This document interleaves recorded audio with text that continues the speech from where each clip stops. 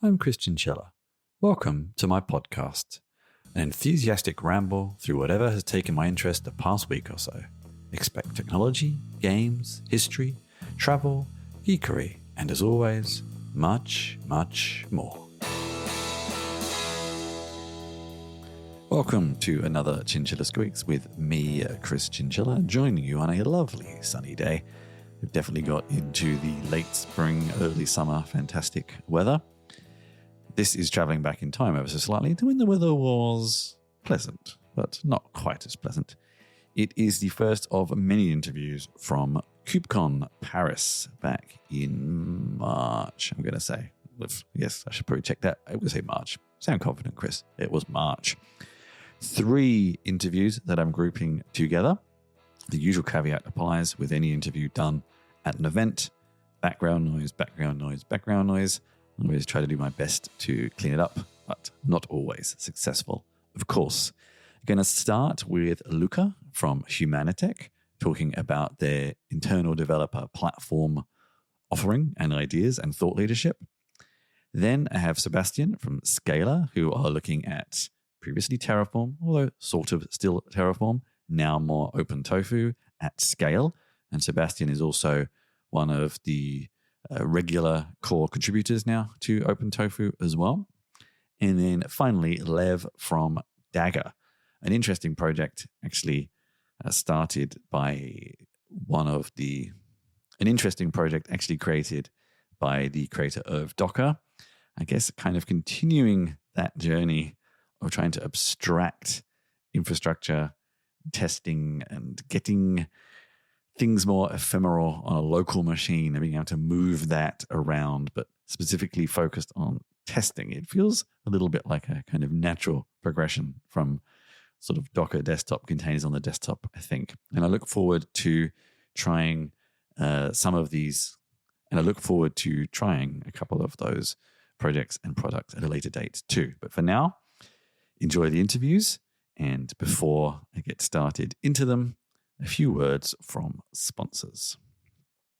So Humanitec provides a toolbox for platform engineers to build enterprise-ready platforms. Mm-hmm. Specifically, we have 3 products. We have the Humanitec portal, which is in beta currently and is, probably people are familiar to Backstage, is similar to that. Provides a front end and kind of like a developer experience layer to the internal developer platform.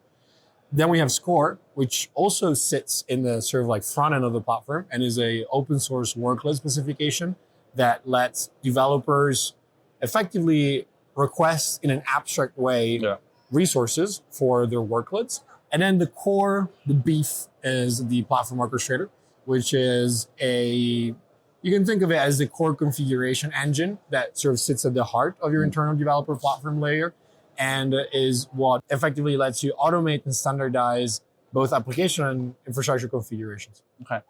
Let's go back one brief step just for people who don't know. Mm-hmm. When you talk about platform, you have a very specific meaning of it, and it is a very generic term. So what do you mean by platform? Yeah, so mostly is internal developer platform. And what that is the output of the platform engineering team.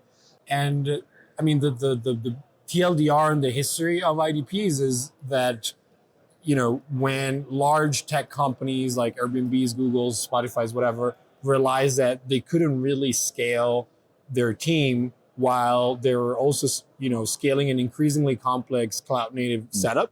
And they were like, all right, I need to build some sort of layer in between my operations and my developers, because otherwise everything breaks. I can't expect a junior front end that I'm onboarding to understand this like increasingly complex end-to-end tool chain. And so they were the first one to build some sort of like platform layer. And that basically started trickling down in the last 5 to 10 years to the mainstream market. Yeah. And it's what's become to be the internal developer platform, which is really like the layer, this like platform layer that sits on top of your both legacy and new cloud native tool chains. And I see it as in an ideal scenario as the superset, as the sum of all the golden paths that the platform team designs for the rest of the engineering work. And just let's go back to kind of the company a little bit. Yeah. The whole IDP platform Humanitec has been actually doing this relatively from early days of that terminology. There's probably like you, and even though it's slightly different, Backstage, kind of from about the same time. Yeah. So what was the company origin there? Like, why did the founders decide to start it? Yeah. And, what motivated them? That's the same question. Why? Why? Money motivated them? No. It's because our CTO, Chris, he was actually leading product for one of the internal platforms at Google. Okay. Obviously, Google has a bunch of different IDPs. I think Borg was the famous one. Yeah, Kubernetes. And then which bigger. But he was building another one. And and there was basically this realization of like, okay, the market, it seems to be ready for, wider adoption because so many companies became tech companies, willingly or not. And they were just experiencing the same problems that, Airbnbs had like in 2005, they were experiencing it now in 2020. And so you have all this like mid-sized, large-sized enterprises that now have no longer like 100 developers, they have like 5,000 developers. And so these problems at scale are really big. And so that's what we're trying to solve. And now you have probably been joined in this space by a lot of competition. Yeah. And possibly bigger names that have better name recognition than you. Mm-hmm. But you seem to have kept thriving as far as I can tell. So how have you maintained that? In fact, I would say your momentum has probably increased. Mm-hmm. So how's the past couple of years been for you, and how have you kept that momentum going? Yeah, pretty crazy. I think the way we, I guess, like stay relevant is through the platform engineering community. And we've created the platform engineering community because, when we started trying to sell Humanitec, there was nobody to sell to. So there was like no platform engineers because nobody was calling themselves a platform engineer really. So we were kind of thinking, all right, we need some, and again, it's not like we invented platform engineering. We just started to put name on things. Yeah. So it's like, oh, you're doing platform engineering and you're a platform engineer. And what you do is an internal developer platform. And we just like did names and also just created a place for people to come together and talk about these things and best practice and what works and what doesn't. And so, and that's taken off like crazy, right? Yeah. Like, I mean, right now we have 18,000 people in the Slack. PlatformCon, which is the main conference that we've been running, has been compounding at a crazy rate. We had 6,000 attendees in 22,000 last year. And online or? Yeah. Oh, okay. 22,000 in person would be huge, right? and 35,000 expected this year. Wow. Now, we are also like starting to do more and more in-person stuff as well. And so it's becoming more of a hybrid. But mostly the idea is, ungated free content for as many people as possible. But that gives like, I think a really good like temperature on just like the broader industry and market and so on. And so being such an active part of the community has allowed us in a way to shape the narrative as well, which has helped us staying relevant as a brand, as Humanitec, but also obviously to have a lot of data points to figure out, what works, what doesn't, and how do we need to adapt to stay relevant. I think you possibly even coined the term in the first place. Did you? Internal developer platform? Yeah. Which is kind of cool to come up with a name and keep pushing it to the point where everyone else is using it. It's very funny. In fact, I think we've done this a few times now where, I remember we had like a lot of conversations actually with vendors that now use that term. And, we spoke with them like 4 years ago. 4 years ago, what are you talking about? Yeah, exactly. and to be fair, like I didn't like the name at the beginning because I was like, this is too long, guys. We can't call it that. And our CTO was really adamant about it. I was like, no, it needs to be called internal developer. And so we were like, okay, fuck it, let's go for that. And then we spoke with other vendors like, hey, like, what do you think? Like, should we all call it that? Because that would help. And everyone was like, nah, it's a stupid name. We're never going to call it that. Yeah. And now, you go on their website and it's like, internal developer platform everywhere. You invented your own search terms. It's good. So we were talking on the way here about your regularly attending events, especially KubeCon. Mm-hmm. You often host the opening party, technically speaking, as well. Yeah. What's on your roadmap for the next sort of 6 to 12 months? Yeah. So there's one thing that has made, I think, a big difference in the last 12 months, and that was reference architectures. Okay. Because, there's been a lot of talking about platform engineering, this and that is trendy. People think that they make more money. Sometimes it's true.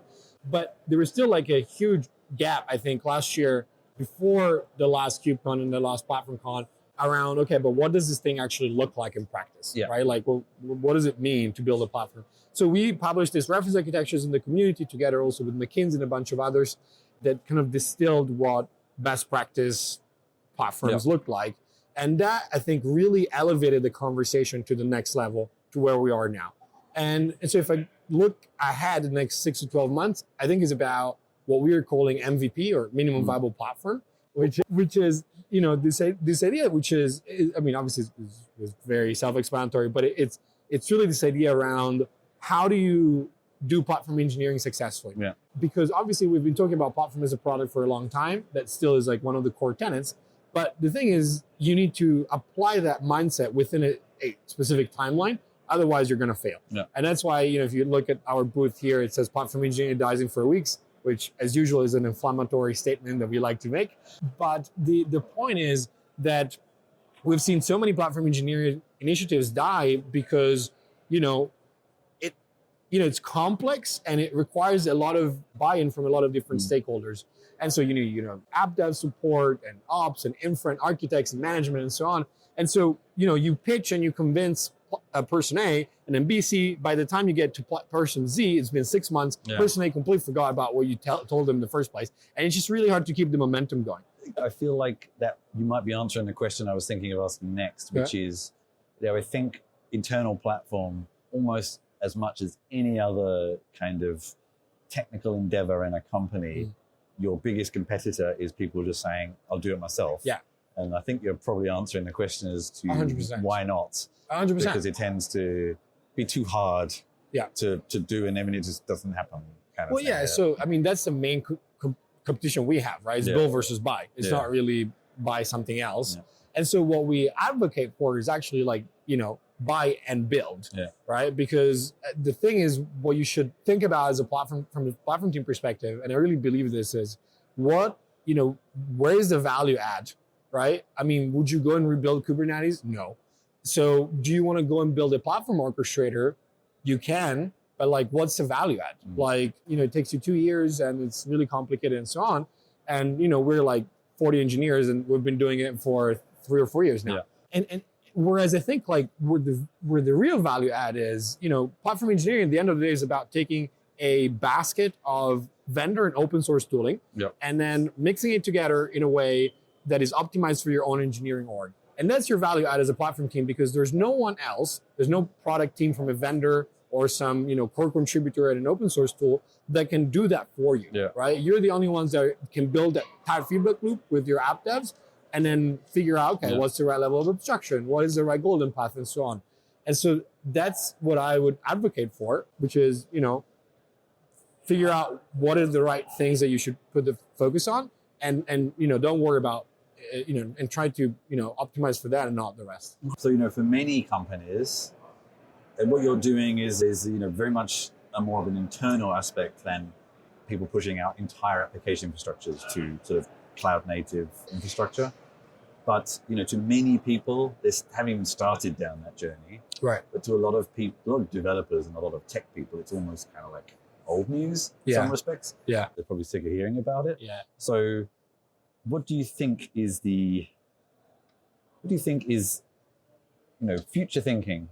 Stare as far in the future as you like. Yeah. What is next when cloud native is done and it's old hat, it's boring? Yeah. What do you think will be the next thing people are chasing for, running applications? Yeah, I mean, it's an interesting question. I think like if you really take this to an asymptote, for me, it's total abstraction, right? I mean, like, that's the history of software engineering, right? It's like abstract, and build like a platform, double a platform. And so, now it's like the latest thing is like it's platform engineering and we're building this internal development platform thing. But it's like, eventually you shouldn't even have that, right? It should just be whatever, you type like, or you speak and like the stuff comes out on the other end, right? And then there's a whole like Gen AI thing on the other end. I don't know. I think that is interesting and is something that we've also been exploring in terms of like an interface. Yeah. Because I think that makes a lot of sense. I think we're very, very far from, building entire applications or systems or stuff like that. But it's also like if you think about like the whole like AI thing, and I'm like no expert, but again, like if you take it to the asymptote, like the first thing that comes to mind, that the first problem that it can solve really well is code. Yeah, it's interesting, because I think even a long time ago, and it kind of died because at the time chatbots were not really that great. Right. But GitHub had infamously had the WhoBot chatbots, basically. So in theory, with what you have and AI now, you can kind of do that properly. Yeah. This time. Yeah. As opposed to basically just triggering a CI job somewhere, which is what it really did. Yeah. I spoke to a company a couple of weeks ago that was doing Gen AI for infrastructure as code files. Yeah. So you actually do have, because you are much more single focused, you have internal platforms for a customer. Yeah. You kind of know what their setup is. Yeah. It's an interesting idea. It's something that can be. It is, but one of the key things at the end of the day that we're trying to, optimize for is to actually have as few configuration files as possible on both sides of the equation, right? On the developers and on the and so everything then gets created automatically following specific rules where you don't actually really need AI. It's just like, you just need to set the rules and then it just happens. I'm glad to be interviewing people who tell me you don't. There's so many people telling you do. Right, a lot of the time you really don't. You do if you want to raise money. On that note, I think that's but cool. When is PlatformCon? 10th to 14th of June. It's a full week this year. Yeah. Okay. And Humanitec itself, is there any, if people are interested in experimenting, is there any kind of like free self-serve tier, or is it all? There is a free trial, but frankly, we've been reducing access to it more and more because of this reason, right? Because when you're actually, if you're serious about building a platform in the enterprise, like you want to go through our MVP process, which is very structured, 4 to 6 weeks. Yeah. And I've seen like actual Fortune 500 companies get something that is not production ready, but that is actually good enough to demo internally. Yeah. And then you go MVP to IDP from there. Yeah. But it's, the important thing is don't lose momentum and keep moving. I did sort of largely want to talk about Terraform. Okay. but let's begin with a little bit of what is Scalr and what was the journey to get to it? Like what was the reason for creating the company in the first place? Yeah, that's a fantastic question.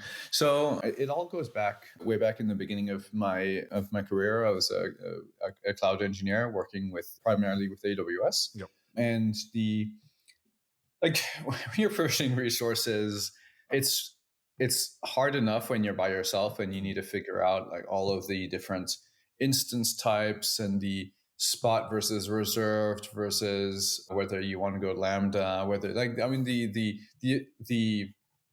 the menu of options you have for deploying cloud infrastructure is daunting. Mm-hmm.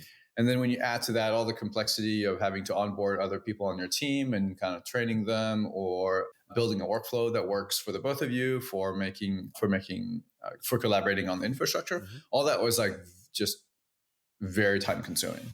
And so from that experience, that's kind of when I got this desire to build tooling for infrastructure engineers or platform engineers, as we call them today, to be able to serve folks that are like myself to help enable all the application developers. And so what Scalr is a productivity tool. It's some SaaS software that helps infrastructure engineers, platform engineers, build better workflows, automate more, and just have better visibility into how all the consumers of the platform use infrastructure.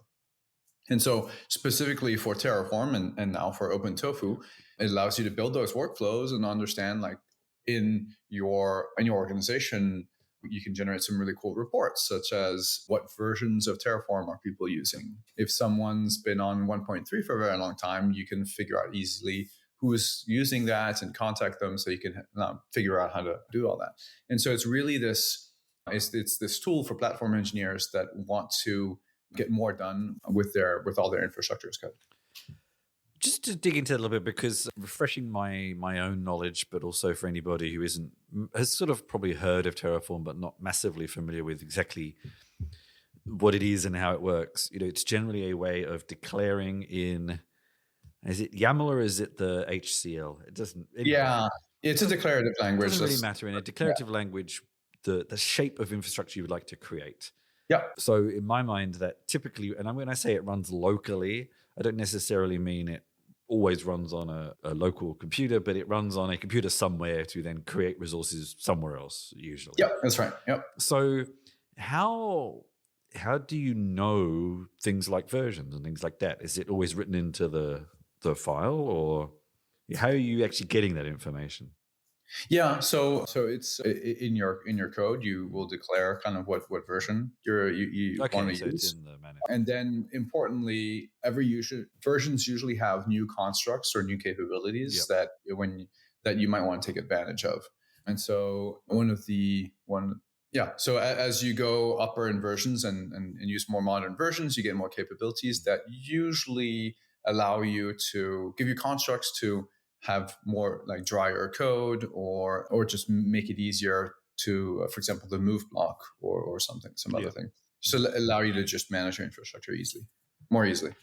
You mention a sort of a platform, and I can see lots of screenshots on the website that show all sorts of outputs. The product is called Scale Terraform.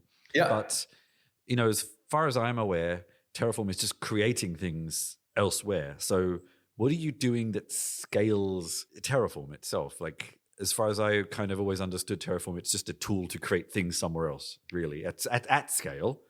But why would you need to scale Terraform itself? Yeah, so it's not necessarily scaling the speed at which API. It's not the performance of Terraform, et cetera. It's when you're scaling your usage of Terraform or OpenTofu in your organization, right? You're going from just one person to maybe a team of platform engineers, and now you're serving hundreds of application developers. And so you have all these constraints that appear as you're doing that. You have teams that operate at different speeds and have different priorities, and so they'll upgrade versions at different speeds. They might use different versions of modules. And so you might want to know that, so you can help them use maybe more secure versions or modules that you've listed. And so there's all these considerations that happen as you're scaling usage.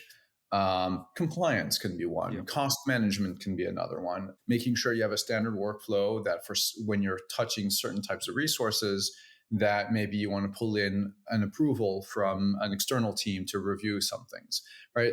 And so as you're scaling that usage, you run into a lot of collaborative issues, a lot of workflows that work at 2-3 people, but don't work at 200. Yeah, okay. And so we provide organizations with all those tools, and we're laser focused on a platform engineering team that has made a decision to only use Terraform or OpenTofu, and to standardize the organization around that particular way of managing infrastructure. And this is where you also, because I could see lurking in the footer, you mentioned Open Policy Agent as well. Is this possibly the component that is enabling some of that enforcement side of things? Yeah, exactly. One of the things that happens as you grow your organization is you'll have more and more PRs that get the time spent in PR review or awaiting for a pull request to wait the review by a more senior engineer.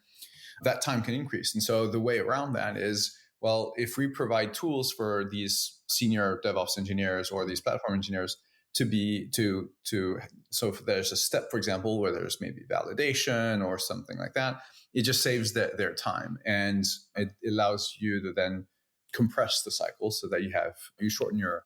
I don't know if you're familiar with the DORA metrics, but if you care about those, then ultimately, whether it's OPA or any of the other steps, it helps just iterate faster and improve those metrics. Okay. Now, in the midst of this conversation, you especially have mentioned Terraform and OpenTofu. Now, I was at Open Source Summit last year where OpenTofu was announced. I even have a little. Ooh! Oh yeah, you got the sticker. I'm also vegetarian, so anything that. Even better. Tofu is appealing to me. It's a strange choice of name, but I did cover it back in September, October when it kind of happened. But let's recap a little bit of history for people who don't know or don't care. Why are we differentiating these? What What happened to Terraform and what is OpenTofu? Very, very quickly. Yeah. Let's not rake over the history too much, but just quickly, a little brief summary. Yeah, so I think the easiest way to explain it is that there was like a boiling problem, which is for like since it was created, HashiCorp has had 100% control over the development and roadmap of Terraform. And that has led to a lot of the community wanting to improve the project in some ways that conflicted with HashiCorp's commercial offerings. And as a result of those improvements never made it into the project. Yeah. And so add that for 2015 all the way to 2023. That's 8 years of during which the community has not been able to solve its problems. And so that's kind of like the slow boil thing. Yeah. And then in August of last year, for reasons that are not necessarily interesting for us to go into, they decided that they would not make Terraform open source anymore. Yep. And so that was the straw that broke camel's back. And with the community, we all banded together and we made a fork of Terraform, of the last open source version of Terraform. And we named that OpenTofu. And to give you, I get it, it's a little bit of a strange name, but there's a rationale behind it. Tofu keeps the TF, that we're all familiar with. But if you search for tofu, you're not going to find tech stuff. You're going to find food stuff. And so that's why we added the open prefix to it. And so OpenTofu has that.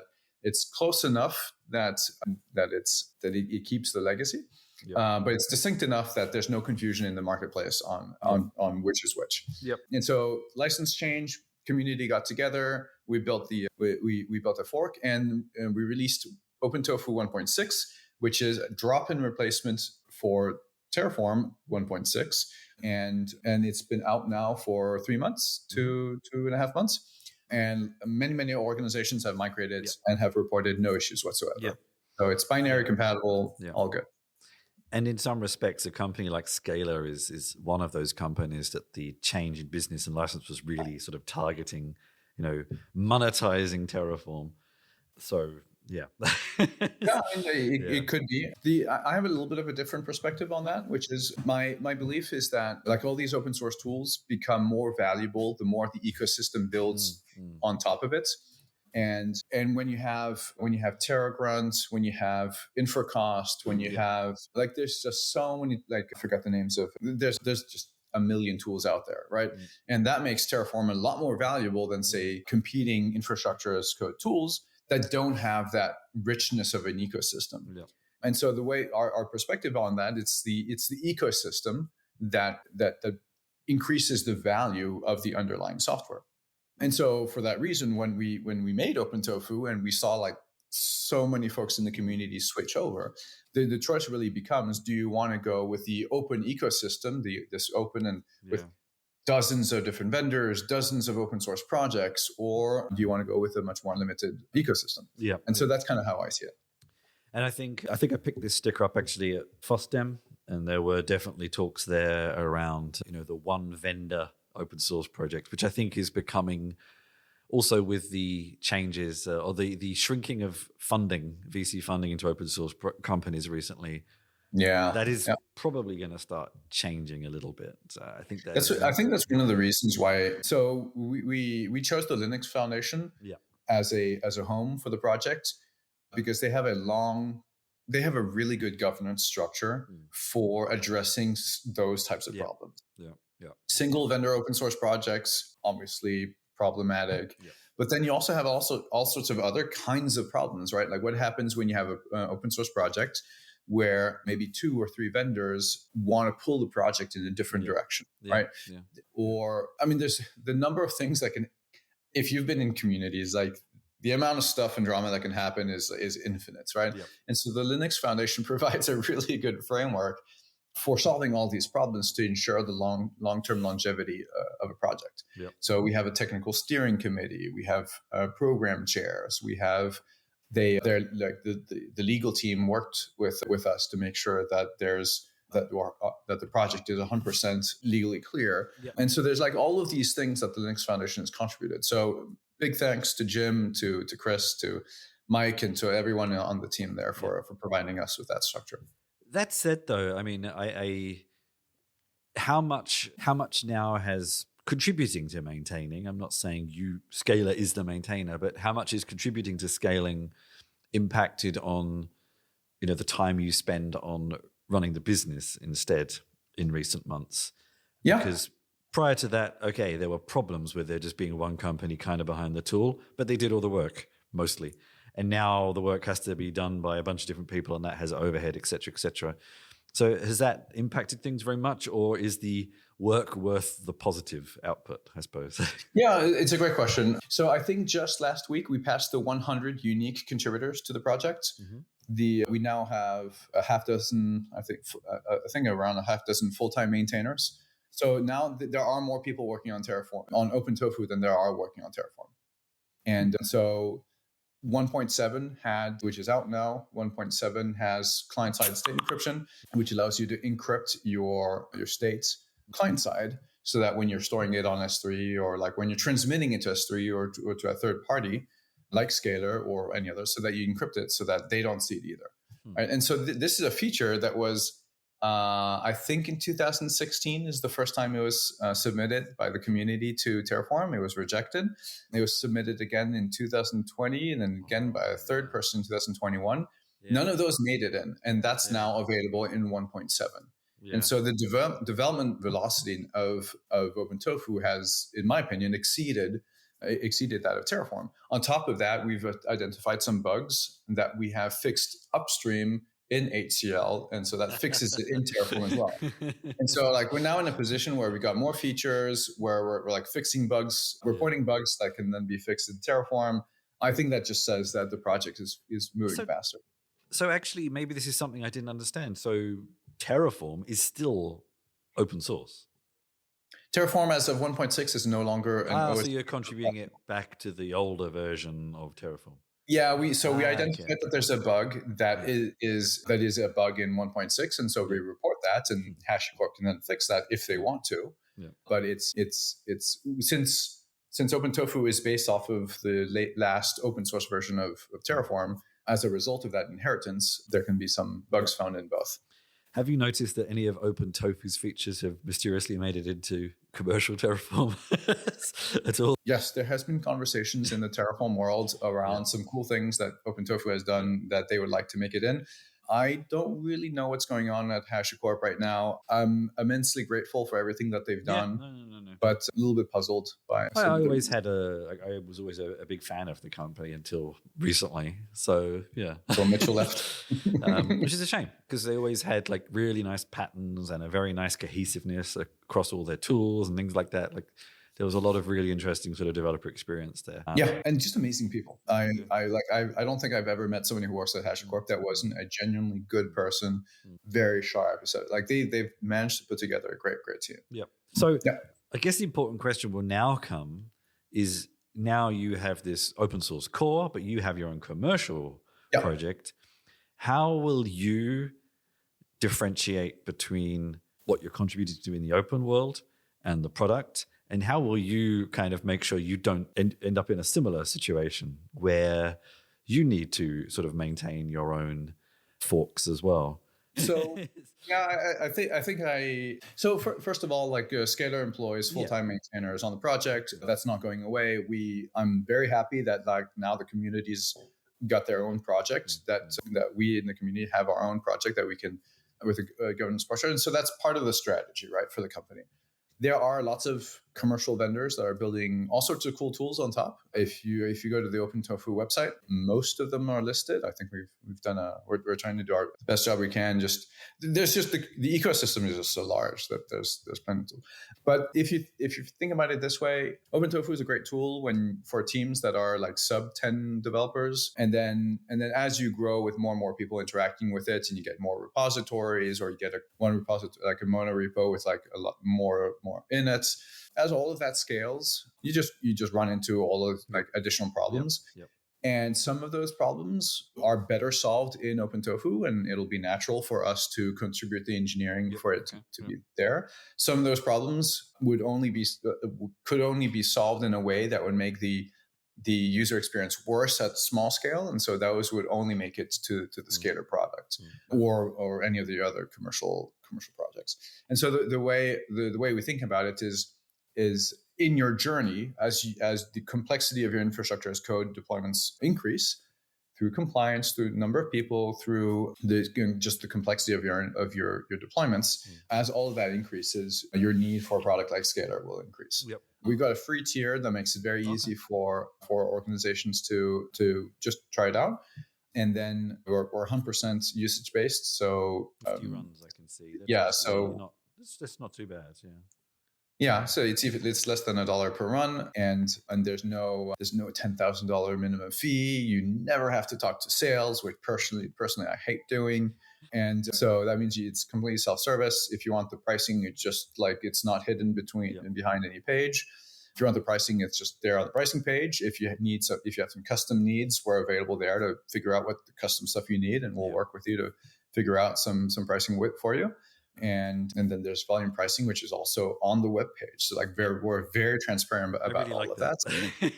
Yeah, I mean, that's just because I absolutely loathe going to some site and just wanting to get a good feeling of can I buy this or not? And I just want to know whether I should investigate further or not. And I can't, because I need to talk to some salesperson who's going to then drill me on my life goals and talk to me about this a lot, even from just testing things for videos and stuff, and endlessly ending up just in sales pipelines. I'm like, have you looked at me? I'm not going to buy anything. Exactly. I was doing you a favor actually by promoting you, but anyway. And then you get on this call with this hyper extroverted salesperson that's going to ask you all about your life and stuff. And I'm like, no, thank you. Just give me the pricing. I like the way you've done the pricing page. I recommend people look at that if nothing else. So, funnily enough, on that as well, sometimes folks still want to talk to us and they just want to confirm that the pricing is indeed the pricing, because they don't believe that they don't believe that it's as simple as it is. So they're like, Sebastian, can you just confirm that the pricing is the pricing? Fair enough. It's just sort of reasonable, I suppose. Okay. So on the subject of features and things like that, as much as you can for OpenTofu, but especially for Scalr, what's on the roadmap? KubeCon in a year's time, or KubeCon US in 6 months' time? What are you working on that you hope to announce? So all of as far as OpenTofu goes, all of that is public. We just put out last week a release candidate for the 1.8 version of OpenTofu. It's got a ton of cool stuff. Now, if you're a provider author, you can add some custom functions in that. And then if you add a function in the provider, you can then call that inside of OpenTofu. Lots of other things to transfer ownerships of remote objects. And so we're super, super transparent on all of that. And also transparent on how we make the decisions on what to include or not. So all of the issues are a large portion of the time maintainers spend is working with the community to figure out what should we add, why should we add it, how many people does it benefit, how complex is that solution, et cetera. And so all those discussions happen online, and I'd encourage anyone to just start following that, because it's just fascinating to see all the good ideas that get submitted. As far as the Scalr roadmap, our goal is still to, and continues to be, to help organizations scale their usage of Terraform and OpenTofu in the organization. We're laser focused on the organizations that have made a decision to standardize on OpenTofu, Terraform and OpenTofu. And so we don't do anything with CloudFormation. We don't do anything with Pulumi. We don't do anything with any of the exotic infrastructure as code tools out there. Not to say that they don't have their own market, but we want to provide a great experience for tofu over an okay experience across a few of them, or a good one on tofu and a mediocre one on the others, right? So that's really our focus. Yeah. Okay. I'd be interested to see if you're able to stick with that or not. I mean, there are other IAC tools, but I think the TF ones are the TF ones are the most widely used. There are not only that, ones emerging that do it in a different way and things like that. But my experience of this has been that communities really only like they only move to things that are 10 times better. They don't do side grades, right? Like whether you're going from Terraform to Pulumi, like maybe it's a little bit better, maybe it's not. If it is a little bit better, does it really warrant changing your entire code base? And then you don't have the rich ecosystem that you have with Tofu, et cetera. And so these side grades are not worth it. Yep. However, the upgrade from CloudFormation to Terraform, that's a huge one, right? And so the community has responded by moving en masse to Terraform. Yep. And so my perspective on that is that right now Tofu is the 10x better one. There might be some that are like equivalent, but that's where the community is. So Dagger allows you to optimize your existing CI system in two ways. It makes it easier to build, develop, and understand, and it makes it faster to actually execute. So the way I think about Dagger is we're not replacing any CI provider like CircleCI or GitHub Actions or Jenkins, but instead we're just making them better, faster, and easier to continue to iterate. And we are replacing one key component, which is their build configuration file. So normally what we see is on day one of a new project, life is so good because you have 25 lines of YAML. It says NPM test, NPM publish, everyone is happy. But inevitably, pretty much every project runs into this wall where they add a service here, they add a step there, they add a linter here, and their YAML file becomes like 1,000 lines. It has like inline bash scripts, and it's just really, really hard to even understand like what is going on, how does this actually work? And what's more is at the same time that the complexity of the configuration is growing, the length of the build is also growing. So every time you want to make a new change, add a new step, whatever, you're now spending like, if you're lucky, a few minutes on every change. But if you're most people, you're spending between like 15 minutes to an hour iterating through your YAML every time you want to make a change. So we call that push and pray, right? You commit some code, you hope it works, you find out, oh, I missed this YAML tab, or I used the wrong key, or whatever, right? And it's just a huge amount of toil. So Dagger solves that problem by allowing you to describe your CI/CD pipeline as a regular program. So today we support Go, Python, and TypeScript out of the box, and we aim to support any like typed language in the future. And we basically allow you to take your pipeline, all your YAML, and express it very elegantly as a regular Python program or a regular Go program. So is it a little similar to something like Pulumi? Yeah, absolutely. I think it's a really good analogy. There are some key differences in terms of what is actually happening when the thing's executing, but the idea is almost the same, where you're replacing YAML with code. And the main benefit of that is you get for loops, dynamism, and you get functions, you get all these variables, all these wonderful things that we've had since the 70s that for some reason we forgot to give to operations folks. I got a bunch of follow-up questions already. The first one though is, does that mean you also Dagger has to integrate with particular CI pipelines? So our goal is to be 100% agnostic of CI providers, and we work with everybody or anybody who's able to run a container runtime. So this is the key difference between Pulumi and Dagger in my mind, is Pulumi is generating a static plan that it's going to execute using some provider, whereas Dagger is taking your pipeline and running it in a container or multiple containers using the Dagger engine. The Dagger engine is an open source system that essentially reads this code that you've written and then executes your pipeline, and gives you the results. And the Dagger engine is able to run anywhere. You can run it on your laptop, you can run it on Kubernetes, you can run it on your traditional like Jenkins server. It doesn't really matter to us. We're completely agnostic to that. So this is how we're able to work across multiple providers, and most importantly, how we're able to give you the ability to run your entire CI pipeline locally on your laptop, because it's just running on your container. So anywhere that can run a container, you can run it. You can run the pipeline. All right, punching my head out in multiple different directions. Sure. Let's continue down that path for a second. Sure. So there is always this thing of like you can run tests locally, but then often when you push them to CI, they run slightly differently for a bunch of different reasons. And having it in a container will resolve some of that. I'm guessing you're adding a level of abstraction in that you're not you are sort of not technically running your tests on the CI, you're running it on Dagger on the CI. Correct. So then it can also run on your local machine because it's the same environment. Exactly. Yeah. And you'd have to handle things like secrets and stuff, and access to other services and whatever that might be needed. But yeah, okay, cool, okay, good. The other thing I was wondering was, so the code that I write to define the Dagger configuration, let's call it that,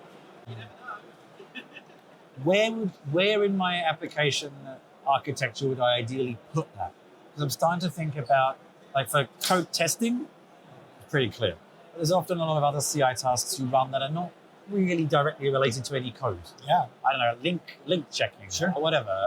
I do a lot of documentation work. So I'm thinking like stuff that doesn't really exist in code that's fundamental though. Like, do the links work? Are there missing images? Whatever it may be. Like stuff that isn't relating to the application code. Like where would I have to write a separate program basically? Or? Sure, yeah, but let's talk about that because I mean, if you have I think docs are a great use case, honestly. Because it happened to me the other day. The other day I wanted to test our new version of our docs. Yeah. And when I went to our repository, it said, hey, install these 3 node packages. Yeah. And like run this command and then you'll see it on this port. And I don't have node installed on my computer. And I don't really want it there. Like I don't want to install on my computer. So, and you know, even if I did have it installed, like you have a node on Windows and node on Linux, all these problems. So even like as a pure like documentation project for an open source project, wouldn't it be nice if you could just tell your contributors, hey, run Dagger, run docs. Yeah. And what that does is all those different steps, but you know it's going to work 100% correctly because you're not telling them to install any version of anything other than the Dagger CLI, of course. And having a Docker runtime, they can get your docs built, your docs linted, your docs tested, and served up even on your on some port that you can access locally. There's very likely in most docs projects some script that already exists that more or less does all that stuff. So that's where I would put Dagger, is just replace that script with a Dagger program. And so but you don't there's no like required way to do this. There's many different patterns that emerge because you might also have like a mono repo of reusable components that people on your team can use to do different things like linting code or publishing containers or spinning up services. And then your project might have like a small program that composes all those components together and does whatever your project needs. It's actually, it's because a lot of the things I'm very interested in, I even help maintain a language linting tool. Yeah. And it's a bunch of YAML files, of course. And I'm starting to think that you could then share some of that configuration even into code comments because it's a common module. But also, there's a whole world of, you're saying, testing code examples and things like that. Often the best practice is you make a separate application and you include the files in documentation. Yep. But they could all be in the same place. And there's even this like concept of what I'm calling of like dynamic documentation where you don't need screenshots anymore. If your front end is things like React and stuff, you can actually just embed components live. That's the dream. So I don't know. I'm not sure if Dagger will help or make things make even more complicated, but I'm not sure. But I'm just sort of, I think I want to drill into a little bit of, it sounds very interesting and very compelling. When you describe something like Dagger builds, blah, blah, blah, that still feels to me like I could do that with insert container runtime engine of choice. And it is the only main difference that then the build is configured in a language I'm more familiar with rather than a Docker file, a YAML file, or whatever. Is that the I think that's one main difference, but I think that you get a lot for free. So what Dagger provides you are fundamentally building blocks and primitives that you can use to do amazing things. And there's nothing stopping you from writing your own version of that. In fact, a lot of people we talk to that use Dagger at their companies have written something like that. They've written a version of a thing that generates YAML templates that's dynamic, or maybe it interacts with BuildKit dynamically. So we've built like this a really great, a really mature open source library that allows you to take those building blocks and do whatever you want with them, and instead of re-implementing them yourself. So there's definitely like nothing stopping you from doing it yourself, but it's the same reason why you wouldn't rewrite every library you love in your own language. Like if there's great libraries that are already out there, why not use them?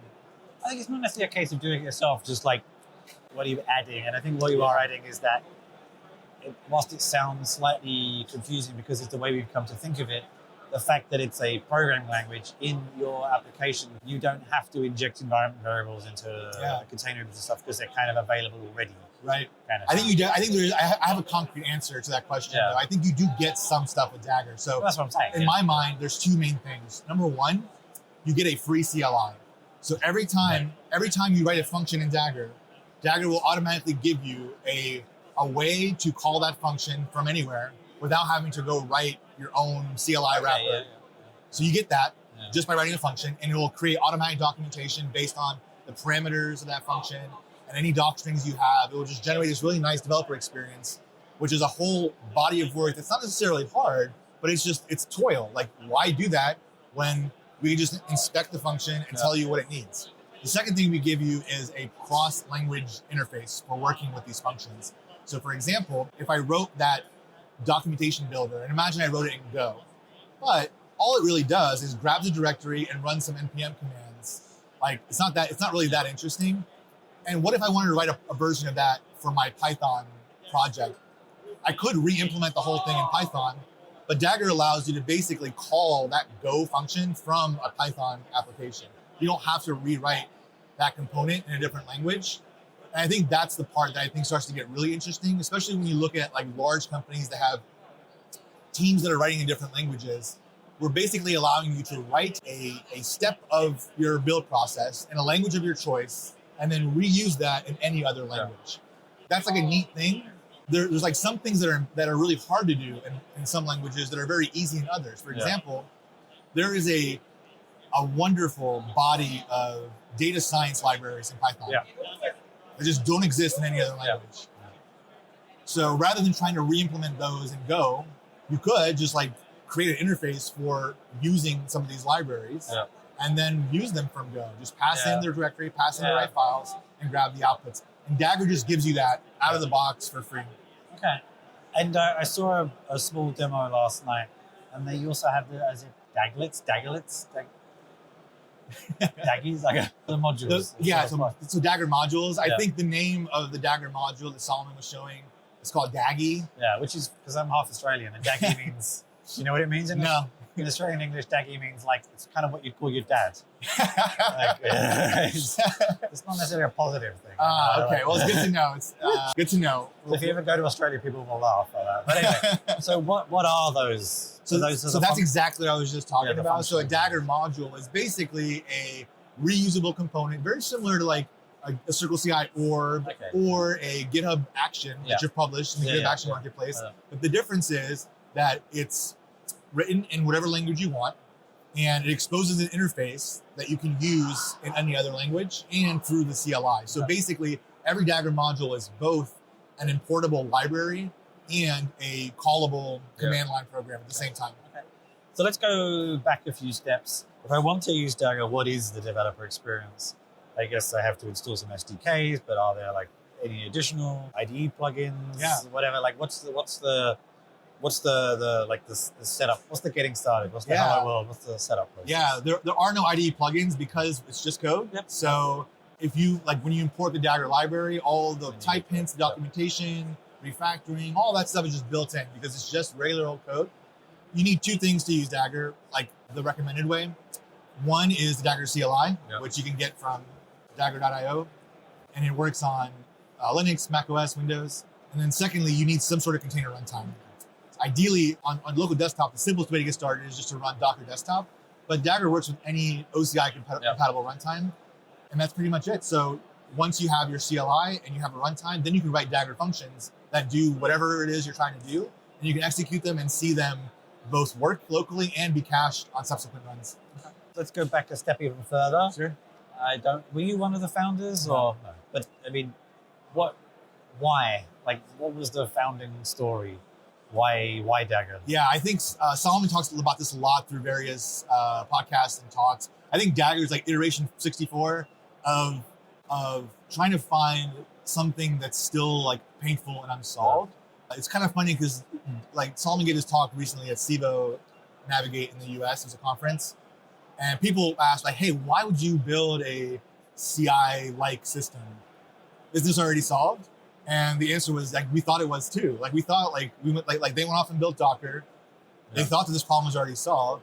They came back to it 10 years later, and we're still doing the same exact thing. We're still running builds for 30 minutes. We still have 1,000-line YAML files. We still have inline bash scripts. We still have unreproducible builds. Yeah. None of the problems of CI have kept up with all the other things that everyone else got. If you think about just the modern developer experience, how much better it is in every imaginable way, that's just not true for CI from any lens of it. Like every part of the CI process is still incredibly painful and slow and error prone and hard to debug. Yeah. So it felt like a really, really painful problem, but it's not an easy problem. Like the reason why it hasn't been solved yet is because there are a lot of factors around portability, environments, language choice, etc. So the reason why they chose this particular problem and why we've kept working on it for the last several years is because it is a very painful thing that still exists, and it remains an unsolved problem, and we hope to fix that. I guess another interesting thing you kind of get for free with Dagger is CI portability as well. Exactly. You don't have to switch all your YAML config files to another YAML config file. It just works. Yeah. And technically speaking, you don't even really need a specific CI service. That's definitely true. I mean, you're definitely fine. You're definitely along the journey with us, because I think long term, if we actually succeed, the idea that you have a dedicated CI provider probably goes away, and instead we find the cheapest nearest compute and execute jobs there. In fact, that cheapest nearest compute might be your laptop. That said, though, I just wonder, like, one of the things that some CI services do is that, like, beautified kind of outputs in a GitHub action in the pull request, that kind of thing.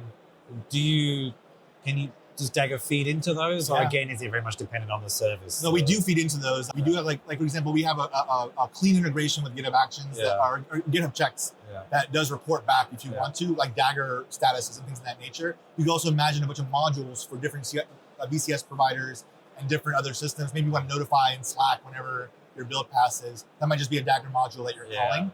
And then in terms of the actual visibility and like observability of what's going on in your CI process, that's one thing that we're working on right now as the actual like commercial thing that we're trying to build and sell. So everything we just talked about for the previous time is 100% open source with a real open source license, and we intend to keep it that way indefinitely.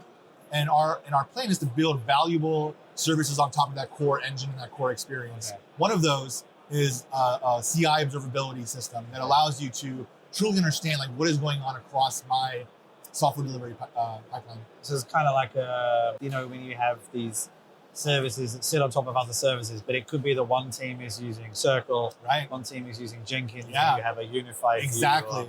Plus, for local, because you're running locally too now, you can have both local and remote builds reporting into a centralized dashboard that gives you operational insights even before you get to the point where it's going to fail. For certain specific platforms, this gives you a better experience. It's like, if you're making Mac builds, we all know that getting Mac builds on a non-Mac or a non-local Mac is always a bit of a fiddle. So actually, if the Mac builds are just coming from a dedicated real machine or next to somebody, and it feeds into the same pipeline, then at least you get that visibility, even if it's not in a traditional CI system. Yeah, absolutely. Yeah, okay. And in some respects, I guess, at a certain point, everything becomes a module, really. Mm-hmm. It just becomes a Dagger module. Yeah, hopefully. If you think about it, like, local developer laptops are the biggest underused distributed compute system that exists in the world. So, like, in a team you trust, like, why do you care where the compute happens as long as you get the correct result and the correct output? Sure. So you can imagine a world where, like, you're actually shifting CI all the way left to the laptop. I like it. I am a bit of an old-fashioned supporter of not doing everything in the cloud. So I kind of like this as a concept, I will say. What is the rough roadmap timeline for the commercial offering? I mean, we have a version of it out today. It's early access. We're getting a tremendous amount of really great feedback from people that are, let's say, brave enough to try it out, and we're continuing to iterate it. Right now, our main focus, we shipped this modular thing the last month, actually. Our main focus right now is to polish the experience for developing with Dagger. So over the last the last year, we've been rapidly iterating on this modular concept, and there have been some breaking changes to the API, which can be kind of frustrating, right? But now we've released a version of the Dagger SDK and the Dagger APIs that we feel pretty comfortable with, and we aim to not break them dramatically. Instead, focus on polishing that experience, getting great documentation out, completing our documentation story, and then working towards, let's call it Dagger 1.0, that will essentially have everything you need to run Dagger in production. And in my mind, what that is a great developer experience, which we're very close to, a great way to cache both locally and in a distributed way. Yeah, okay. And lastly, a great way to understand what's going on with your CI/CD pipelines, both locally and remotely. So as we're working towards that 1.0 release, you should continue to see rapid iteration, rapid improvement on all three of those areas. Final question. I mean, naming is hard. No name has to make any sense. But I mean, Dagger is an interesting choice of word because it definitely has some other connotations. Is there a reason behind the name, an origin story? There is. So what Dagger does is, or what all CI systems are DAGs. They're directed acyclic graphs. Okay. So it's a cute name. Yes. It is a cute name Is for. Is it cute though? Is it cute? I don't know. Yeah. I think they were searching for words that start with or have DAG in them. Yeah. And well, I'm this glad is you the didn't one. pick Daggy in the end because that would have. I don't think so. 20 million people, so. Yeah, we care about those people. They are an English-speaking country. Yeah. Okay, that makes sense. Okay, that makes more sense now. So Dagger.io. Yes. We also have a very robust, thriving Discord community with a bunch of people that care about CI and DevOps, and there's some great conversations in there. Okay, awesome. Thank you very much for your time. Thank you. And those were my interviews with Luca from Humanitec, Sebastian from Scalr, and Lev from Dagger. I'm not going to take up too much more of your time because I know this was a long episode, and I'll just say I'll save any other updates for next news episode. Always enjoy KubeCon, always lots of content, especially this year. More to come in future episodes, but for now, I have been Chris Chinchilla. Thank you very much for joining me, and take care, everybody. I hope you enjoyed the show. Find out more about me at chrischinchilla.com, where you can find show notes, sign up for my newsletter, and find all of my writing, games, work, and video links. There's also details on how to get in touch with me. And if you want to get even closer to what I do, join my Discord server for behind-the-scenes discussions and helping me produce my shows and work.